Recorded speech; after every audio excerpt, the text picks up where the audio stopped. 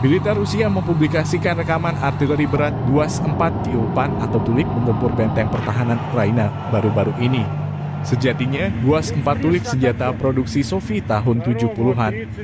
Namun akurasi dan daya tempurnya sudah teruji di berbagai medan tempur.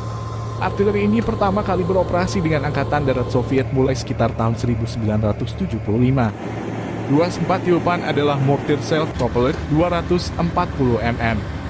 Federasi Rusia dilaporkan masih punya 400 stok artileri berat ini. Rekaman Tiupan dipakai di Ukraina beredar luas.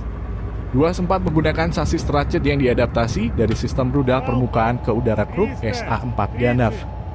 Kelebihannya, artileri dilengkapi mesin diesel yang lebih kuat dan suspensi yang ditingkatkan, sehingga efektif di medan sulit.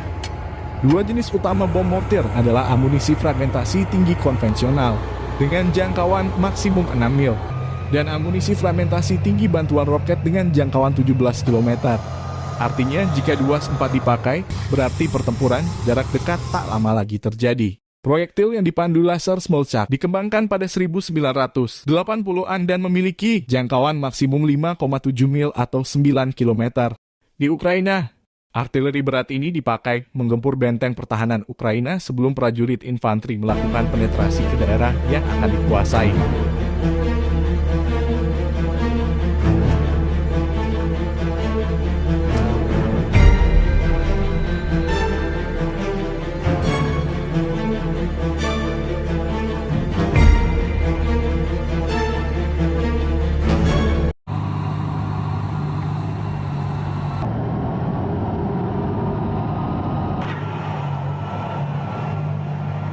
Тридцать три шестьдесят один.